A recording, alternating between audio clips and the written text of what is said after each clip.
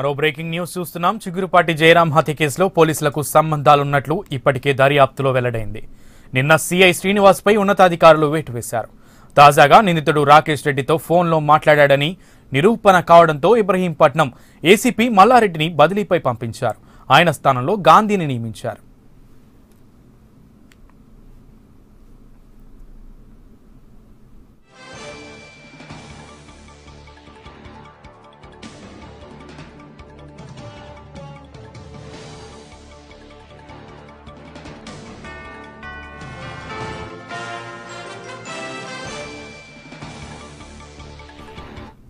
చిగురుపాటి జయరాం హత్య కేసులో పోలీసులకు సంబంధాలున్నట్లు ఇప్పటికే దర్యాప్తులో వెల్లడైంది. నిన్న సిఐ శ్రీనివాస్ పై ఉన్నతాధికారులు వేటు వేశారు.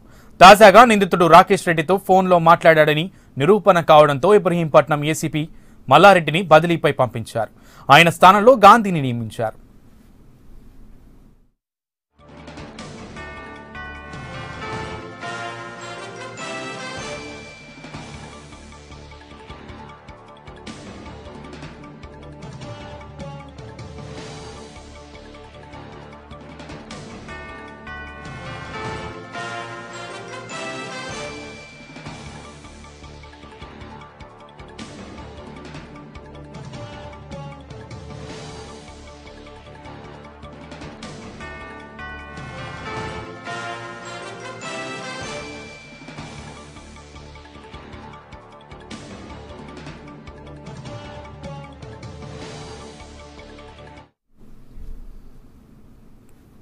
చిగురుపాటి జయరాం హత్య కేసులో పోలీసులకు సంబంధాలున్నట్లు ఇప్పటికే దర్యాప్తులో వెల్లడైంది. ఇబ్రహీంపట్నం ఏసీపీ మల్లారెడ్డిని బదిలీపై పంపించారు. ఆయన స్థానంలో గాంధీని నియమించినట్లుగా తెలుస్తోంది. ఇదే అంశానికి సంబంధించి పూర్తి సమాచారం మా క్రైమ్ రిపోర్టర్ కృష్ణ అందిస్తారు. కృష్ణ, సునీల్, చిగురుపాటి జయరాం కేసు దర్యాప్తులో భాగంగా ఆంధ్రప్రదేశ్ పోలీసుకు కొన్ని ఆసక్తికరమైన విషయాలు తెలిసాయి. ఎవరైతే హత్య చేశానని చెప్పిన నిందితుడు చెల్లించిన తర్వాత ఆయన కొంతమంది పోలీస్ అధికారులతో ఆయన సంభాషించినట్లుగా ఆ విషయాలు తెలుసుకోవాలి. ఆయన ఆరా తీసిన క్రమంలో చిగురుపాటి జయరాం తన ఇంటికి వచ్చినప్పుడు అతని పైన దాడి చేసినప్పుడు హార్ట్ పేషెంట్ అయిన జయరాం చనిపోయాడు. ఆ తర్వాత తాను ఎలా తప్పించుకోవాలి, ఎలా అని ఆ టెన్షన్ లో తను కొంతమంది పోలీస్ ఆఫీసర్లకు ఫోన్ చేస్తే వారు కొన్ని సలహాలు ఇచ్చారని చెప్పి కూడా చెప్పడం జరిగింది.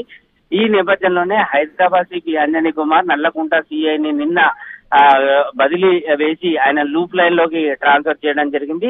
ఈ క్రమంలోనే రాచకొండకు సంబంధించిన మా ఇబ్రహీంపట్నం ఏసీపీ మల్లారెడ్డిని కూడా అధికారులు ఆయన పైన బదిలీ వేటు వేసి ఆయన స్థానంలో గాంధీ అనే పోలీస్ అధికారిని ఇన్ఛార్జ్ ఏసీపీగా నియమించడం జరిగింది. ఈ కేసులో ప్రధానంగా చూసుకుంటే జయరాం ని తాను దాడి చేసిన వెంటనే అతను చనిపోయాడని, ఎలా తప్పించుకోవాలని చెప్తున్న క్రమంలో అతను మద్యం సేవించినట్లుగా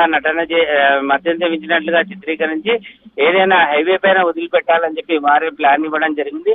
సో ఈ క్రమంలోనే వారిచ్చిన డైరెక్షన్ల ప్రకారమే రాకేష్ నడుచుకొని అలా జయరాం కి అంటే నందిగామ విజయబార్ లో 2 బీర్లు కొని ఒకటి రోడ్డు పైన పడేసి మరొక beer bottle Jayaram dead body పక్కన పెట్టి అతను మద్యం తాగి రోడ్ యాక్సిడెంట్ లో చనిపోయినట్టు చిత్రీకరించే ప్రయత్నం చేశాడు.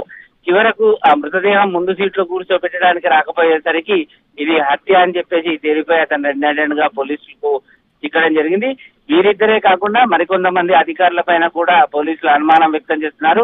ఇప్పటికే ఆ పోలీస్ అధికారుల లిస్టు రాకేష్ రెడ్డితో అంటకాగిన పోలీస్ అధికారులకు సంబంధించి తెలంగాణ డీజీపీకి సమాచారం అందించడం జరిగింది. ఈ నేపథ్యంలోనే పోలీస్ అధికారుల పైన రాకేష్ కి సహకరించిన వారి రైట్ కృష్ణ.